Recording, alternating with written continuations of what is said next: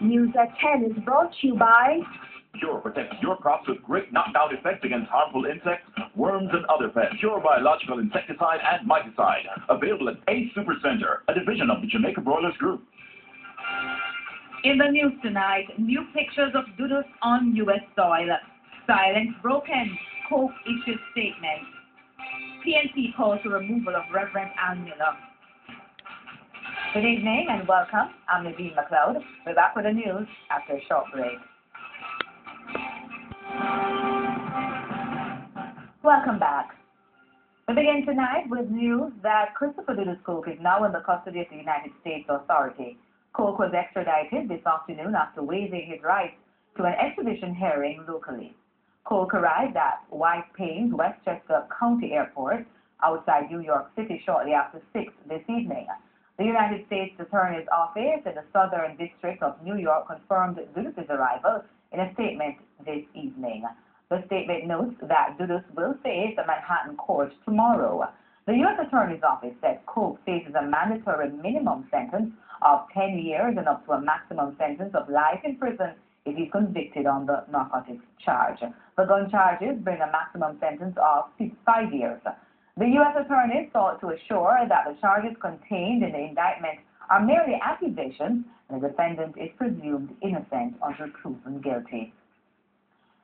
And hours before he landed on U.S. soil, Dudus appeared in court this morning. He told the judge he would not challenge the extradition process. Kenny Gale reports on one of the most heavily guarded court hearings in Jamaica's history. All eyes on police mobile reserve this morning, where Jamaica's most high-profile criminal suspects were scheduled to face the court. Security was at its tightest, with journalists and officers of the court subject to detailed searches, but there was to be no sighting of the heavily guarded Dudus. On the inside, it wouldn't be long before it was all over. After months of back and forth between the U.S. government and local authorities, the Dudus extradition saga came to an end today, just minutes into the first extradition hearing. Christopher Dudus Coke, whose arrest warrant sparked unrest in West Kingston and the Labor Day operation in Tvj Gardens, waived his right this morning to a formal hearing to fight his extradition to the United States. Coke is wanted in the U.S. on drug and gun running charges. The entire proceeding this morning lasted about 15 minutes. During this time, Justice Georgiana Fraser asked Mr. Coke twice if he understood the implications of signing the consent form waiving his rights. In a low but firm voice, Mr. Coke told the judge and others present in the makeshift courtroom at Harmon Barracks that he did. It was then time to put it into writing. Having rejoined Dudus' legal team, Attorney Tom Tavares Pinson showed his client where to put his signature as he signed the consent form. By 9 minutes past 10, Christopher Dudus Coke's fate was sealed. He would head to the United States for trial. Director of Public Prosecutions Paula Llewellyn formally served the extradition documents on Mr. Coke's attorneys, and Justice Fraser affixed her signature. The judge then read out the nature of the charges facing Mr. Coke and formally turned him over into the custody of the Commission of Corrections. Mr. Tavares Pinson then rose on behalf of his client to thank the police and JDF for what he called the professional and fair manner in which Mr. Coke was treated. Immediately after the hearing ended, the police issued a restraining order, freezing all of Dudus' assets. By 10:20 a.m., he was being taken away to await his flight to the United States. Director of Public Prosecutions Paula Llewellyn faced the press to say the case was professionally handled. You heard counsel for the defense indicate his congratulations or conveying the congratulations of the particular person who was before the court for the professionalism of law enforcement. So often, a lot of persons are so cynical because of unfortunate events that may occur as law enforcement and the prosecutorial authorities do their duty. But I believe that this is a very good and positive moment for Jamaica to show that due process is alive and well. Neil Gale, Tvj News. And the man who never gave interviews and kept such a low profile that few knew what he looked like until recently issued a public statement upon his departure. His lawyer issued the 2-page statement to the press immediately after the court hearing. Roberta White reports. As soon as court was adjourned, Tom Tavares Benson walked over to the press area with a stack of papers. It was copies of a statement Dudus wished to share with the nation. In it, he explained that he decided of his own free will to directly face the courts in America, even though he believed that his case would have been successfully argued locally. He went on to say that he made the decision because he believed it was in the best interest of his family and the people of West Kingston, particularly those in Tivoli Gardens.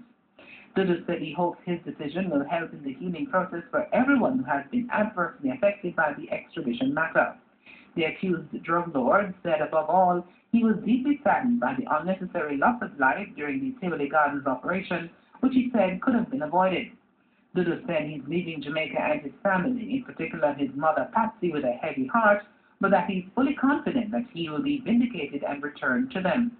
Dudus ended his statement by saying, quote, "Pray for me, and God bless Jamaica," end quote. Roberta White, Tvj News. As soon as Dudus decided he would rather face the courts in the United States, immediate arrangements were made to whisk him off to ensure his safe departure. Kirk Wright was at the Norman Mann International Airport. As soon as Christopher Coke waived his right to face the courts in Jamaica, a layer jet touched down at the Norman Mann International Airport to take him away.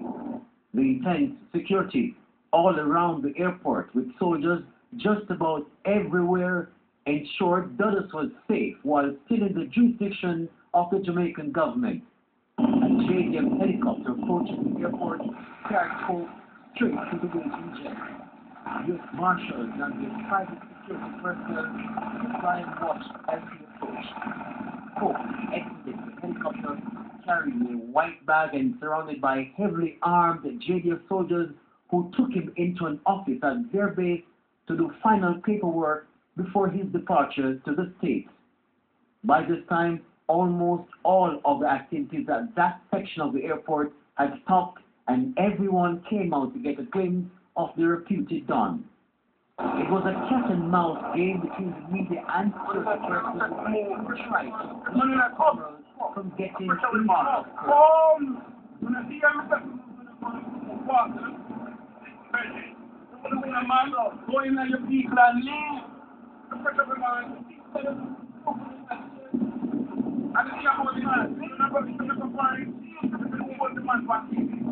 It didn't take long before they flipped him out of the office and into the aircraft for takeoff.